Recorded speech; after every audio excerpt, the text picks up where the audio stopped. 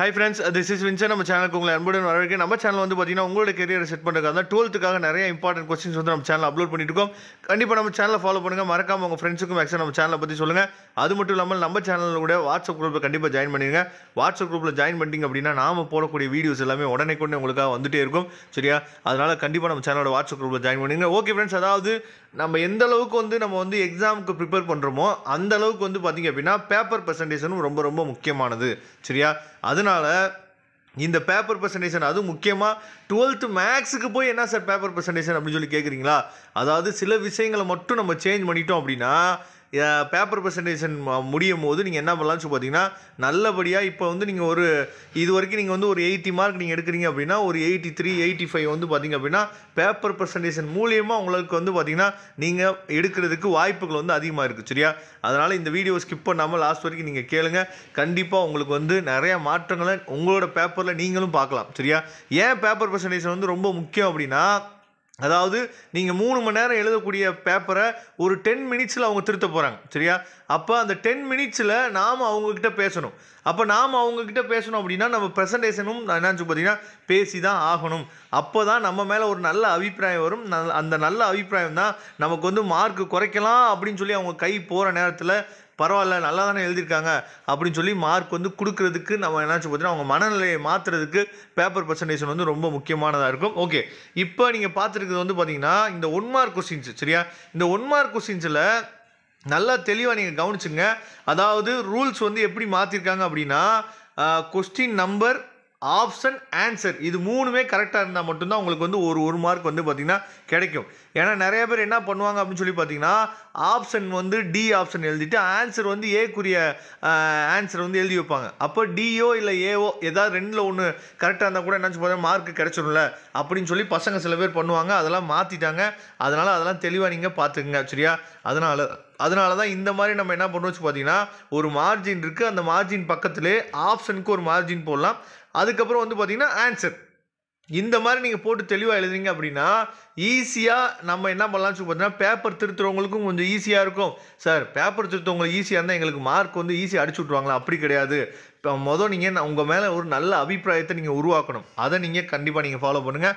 அதே மாதிரி இந்த ரஃப் ஒர்க் வந்து பார்த்தீங்க அப்படின்னா இப்போ இவங்க என்ன பண்ணியிருக்காங்கன்னா ரஃப் ஒர்க் வந்து எப்படி பண்ணியிருக்காங்க, அந்த பேஜுக்கு கீழே போட்டிருக்காங்க பார்த்தீங்களா? நம்ம எப்பயுமே சைடு ஒர்க்குன்னு சொல்லுவோம். சரியா?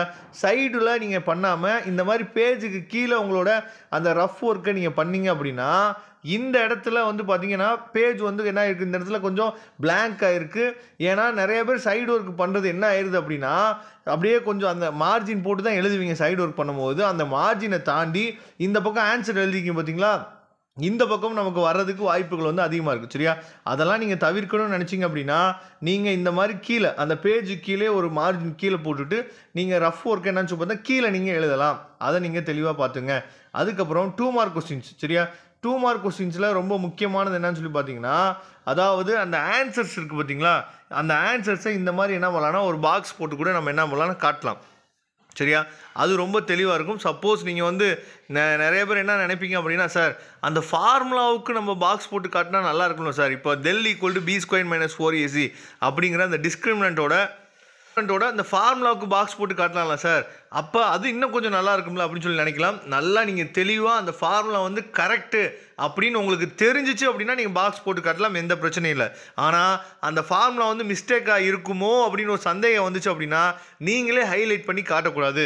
ஏன்னா ஒரு பேஜை நம்ம திருப்பினோடனே நீங்கள் எந்த இடத்துல கோடு போட்டிருக்கீங்க, எந்த இடத்துல அண்டர்லைன் பண்ணியிருக்கீங்க, எந்த இடத்துல பாக்ஸ் போடுறீங்களோ அந்த இடத்துக்கு தான் திருத்தக்கூடிய ஸ்டாஃபோட ஐ வந்து அங்கே தான் போகும் உடனே. சரியா? அப்போ இந்த மாதிரி நீங்கள் ஆன்சருக்கு பாக்ஸ் போட்டு காமிச்சிங்கன்னா கூட ஆன்சர் கரெக்டாக இருந்துச்சு அப்படின்னா மற்ற எதையுமே வெரிஃபை பண்ணாமல் அப்படியே டிக் பண்ணிவிட்டு மார்க்கை போகிறதுக்கு வாய்ப்புகள் வந்து அதிகமாக இருக்குது. சரியா?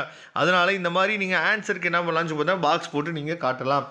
அதுக்கப்புறம் இப்போ ஆன்சருக்கு பாக்ஸ் போட்டிருக்காங்க. ஆனால் இந்த ஆன்சரை நீங்கள் ஆக்சுவலாக எப்படி வந்து பாக்ஸ் போடணும் அப்படின்னா அதாவது tan inverse of 1 is equal to -π/4. சரியா? அந்த மாதிரி நம்ம என்ன பண்ணலாம்னு சொல்லி பார்த்தீங்கன்னா அதாவது tan inverse of 1 is equal to -π/4. அதாவது இவங்க -π/4 மட்டும் பாக்ஸ் போட்டிருக்காங்க. அந்த மாதிரி போடாமல் tan inverse of 1 is equal to π/4 அப்படின்னு சொல்லி என்ன பண்ணலாம்னு சொல்லி பார்த்தீங்கன்னா மொத்தமாக போட்டோம் அப்படின்னா அது கரெக்டாக இருக்கும். அதை நீங்கள் தெளிவாக நீங்கள் பார்த்துங்க. சரியா? அதே மாதிரி ஆன்சர் வந்து நீங்கள் அதாவது இப்போ வந்து சென்டரோட வேல்யூ கண்டுபிடிச்சிருக்காங்க -G -F சரியா. இந்த சம்லாம் ரொம்ப முக்கியமான சம், நமக்கு கேட்கறதுக்கு வாய்ப்புகள்லாம் இருக்குது. குவார்டர்லி எக்ஸாமில் கேட்கலாம், ஆஃபலி அதேமாதிரி பப்ளிக் எக்ஸாமில் கூட கேட்கறதுக்கு வாய்ப்புகள் வந்து அதிகமாக இருக்குது. அதை நீங்கள் தெளிவாக நீங்கள் பார்த்துங்க. இந்த மாதிரி பாக்ஸ் போடாமல் அந்த சென்டரோட சேர்த்து நீங்கள் பாக்ஸ் போட்டிங்க அப்படின்னா இன்னும் அழகாக இருக்கும் சரியா. அதுக்கப்புறம் வந்து பார்த்தோம் அப்படின்னா அதாவது இது வந்து 3 மார்க் கொஸ்டின்ஸு. 3 மார்க் கொஸ்டின்ஸு சூப்பராக என்ன பண்ணுங்க பார்த்தா தெளிவாக எழுதியிருக்காங்க. அதையும் நீங்கள் பார்த்துங்க. எப்பயுமே வந்து பார்த்தீங்கன்னா தயவுசெய்து மேக்ஸுக்கு வந்து எப்பயுமே சைடு ஒர்க்கு பண்ணாதீங்க. நான் ஏற்கனவே சொன்ன மாதிரி அந்த பேஜ் முடிகிற இடத்துல கீழே என்னன்னு பார்த்தீங்கன்னா ஒரு கோடு போட்டுட்டு அந்த இடத்துல உங்களோட ரஃப் ஒர்க்கை நீங்கள் பண்ணிங்க அப்படின்னா ரொம்பவே சூப்பராக இருக்கும் சரியா. அதுக்கப்புறம் வந்து 5 மார்க்ஸ் வந்து நம்ம பார்க்கும்போது 5 மார்க்ஸில் ரொம்ப முக்கியமானது என்னன்னு பார்த்தீங்கன்னா நிறையா பேர் அவசரப்பட்டு நம்ம எழுதும் போது என்ன பண்ணிடுறோம் அப்படின்னா இப்போ 5 மார்க் கொஸ்டின்ஸ் வந்து நமக்கு 41 ஆரம்பிக்கும் சரியா. 41ல் A 41ல் B அப்படின்னு சொல்லி தெளிவாக நீங்கள் போடணும்.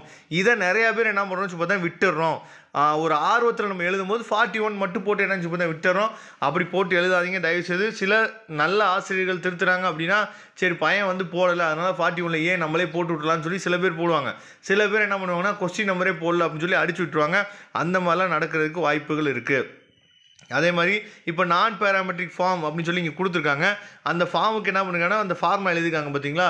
அப்போ இதெல்லாம் ரொம்ப சிம்பிள் தான், ஈஸியாக போட்டிருக்காங்க பார்த்தீங்களா. நான் பேராமெட்ரிக் ஃபார்முக்கு சும்மா ஒரு 2 லைன் நீங்கள் இதை வந்து என்ன பண்ணலாம் சொல்லி பார்த்தீங்கன்னா அதாவது இன்னொரு பென்சில் எடுத்து இப்படி போடணும் அப்படின்னு கூட அவசியம் இல்லை. சும்மா நீங்கள் பேனால் கூட என்ன பண்ணலாம். ஏன்னா மேக்ஸுக்கு வந்து நமக்கு வந்து டைம் வந்து கம்மியாக தான் இருக்கும் சரியா. 3 மணி நேரம் நமக்கு வந்து பார்த்தீங்க அப்படின்னா பத்தாது. அப்படிங்கிற பட்சத்தில் இந்த நீங்கள் வந்து பென்சிலில் போடுறது உங்களுக்கு ஒரு மாதிரி இருந்துச்சு அப்படின்னா நீங்கள் அப்படியே பென்னில் கூட நீங்கள் என்ன பண்ணலாம் சொல்லி பார்த்தா ஒரு லைன் அண்டர்லைன் பண்ணி நீங்கள் காட்டலாம் சரியா. இதெல்லாம் கொஞ்சம் நல்லாயிருக்கும். அதே மாதிரி இந்த இடத்துல பார்த்தீங்க அப்படின்னா ஆன்சர்ஸை என்ன பண்ணியிருக்காங்க நான் பேராமெட்ரிக் ஃபார்ம் எழுதியிருக்காங்க. அதே மாதிரி கார்ட்டீசியன் ஃபார்ம் எழுதியிருக்காங்க. இதுக்கு என்ன பண்ணியிருக்காங்க அந்த ஆன்சரை பாக்ஸ் போட்டு காமிச்சிருக்காங்கல்ல, இதுவும் நல்ல மெத்தடாக இருக்கும். கண்டிப்பாக நீங்களும் என்ன சொல்லி ஃபாலோ பண்ணுங்கள். அடுத்து வந்து பார்த்தீங்கன்னா இதெல்லாம் ரொம்ப முக்கியமான கொஸ்டின்ஸு சரியா. அதாவது 5th சாப்டரில் இந்த கொஸ்டின்லாம் ரொம்ப முக்கியமான கொஸ்டின்ஸு. இந்த மாதிரி டயக்ராமுக்கு கண்டிப்பாக என்ன சொல்லி பார்த்தீங்கன்னா ஒரு சம்முக்கு வந்து டயக்ராம் வரும் அப்படின்னு சொல்லி இருந்துச்சு அப்படின்னா அந்த டயக்ராம் உங்களுக்கு தெரியுதோ தெரியலையோ சும்மாவாது என்னன்னு சொல்லி பார்த்தீங்கன்னா தயவுசெய்து ஒரு டயக்ராம் வரைங்க. அதாவது கீ ஆன்சரை நம்ம பார்க்கும்போது நான் அடுத்தடுத்து உங்களுக்காக என்ன பண்ணுறேன்னு சொல்லி பார்த்தீங்கன்னா ஆன்சர் கீ பப்ளிக்கோட ஆன்சர் கீ நான் உங்களுக்காக என்னன்னு சொல்லி பார்த்தீங்கன்னா அடுத்தடுத்த வீடியோ உங்களுக்காக கொடுக்குறேன். அந்த ஆன்சர் கீலாம் நீங்கள் பார்த்தீங்க அப்படின்னா அந்த இடத்துல என்ன போட்டிருப்பாங்க அப்படின்னா ரஃப் டயக்ராம், ரஃப்பாக நீ ஒரு டயக்ராம் வரைங்க அதுக்கு 1 மார்க் அப்படின்னு சொல்லி தான் கொடுத்துருப்பாங்க. அதனால் டயக்ராம் இருந்துச்சு அப்படின்னா தெரியுதோ தெரியலையோ அந்த இடத்துல என்னன்னு சொல்லி பார்த்தீங்கன்னா டயக்ராமை நீங்கள் வரைஞ்சிடணும். அதுக்கு தனியாக மார்க் இருக்குது, அதை மறந்துடாதீங்க சரியா. இந்த மாதிரி நீங்கள் என்ன பண்ணலாம் சொல்லி பார்த்தா டயக்ராம் வரைஞ்சிடுங்க. அதே மாதிரி இந்த மாதிரி ஆன்சருக்கு நீங்கள் பாக்ஸ் போட்டு என்னன்னு சொல்லி பார்த்தா காட்டலாம். கண்டிப்பாக நம்ம சேனல் வீடியோஸ் எல்லாமே உங்களுக்கு ரொம்பவே யூஸ்ஃபுல்லாக நினைக்கிறேன். இந்த வீடியோ உங்களுக்கு பிடிச்சிருந்துச்சு அப்படின்னா நீங்கள் ஒரு லைக் பண்ணுங்கள், உங்கள் ஃப்ரெண்ட்ஸுக்கு மேக்ஸிமம் ஷேர் பண்ணுங்கள். மறக்காமல் நம்ம சேனலோட வாட்ஸ்அப் குரூப்லையும் டெலிகிராம்லையும் நீங்கள் ஜாயின் பண்ணுங்கள். அது எல்லாத்தோட லிங்க்கும் டிஸ்கிரிப்ஷன் பாக்ஸில் இருக்குது. தேங்க்யூ ஃப்ரெண்ட்ஸ், நெக்ஸ்ட் வீடியோ பார்க்கலாம்.